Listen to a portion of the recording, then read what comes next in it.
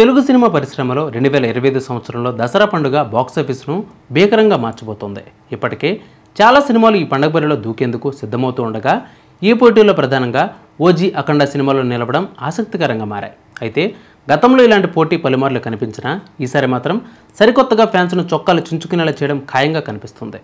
ఈ దసరాకు బాక్సాఫీస్ పోటీ ఎలా ఉండబోతుందనే వివరాలకు వెళితే తెలుగు సినిమా ప్రేక్షకులకు 2025 సంవత్సరం రసవత్తరంగా మారబోతోంది.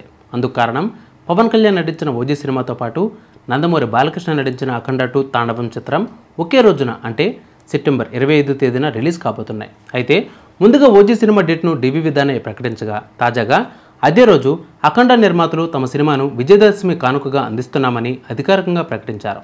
దానితో తెలుగు సినిమా ఇండస్ట్రీలో నందమూరి మెగా ఫ్యాన్స్ మధ్య వార్ గత కొన్నేళ్లుగా సాగుతూనే ఉంది. కొన్నిసార్లు చిరంజీవి పైచేయి సాధించగా మరికొన్నిసార్లు బాలకృష్ణ ఆతిథ్యం ప్రదర్శించారు.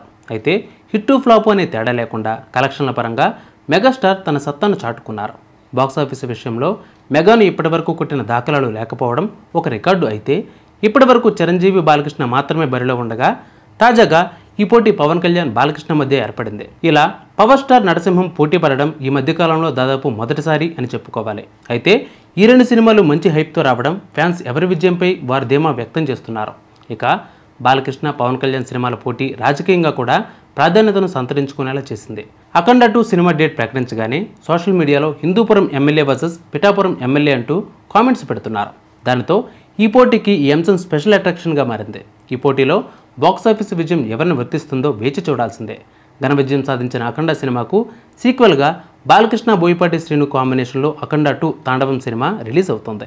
ఈ సినిమాను 14 Reels Plus బ్యానర్పై నిర్మాత రామ్ ఆచంట, గోపిచంద్ ఆచంట నిర్మిస్తున్నారు. పవన్ కళ్యాణ్ నటించిన ఓజీ సినిమాకు సుజిత్ దర్శకుడు కాగా డివివి ఎంటర్టైన్మెంట్ బ్యానర్పై డివి విధానయ్య నిర్మిస్తున్నారు.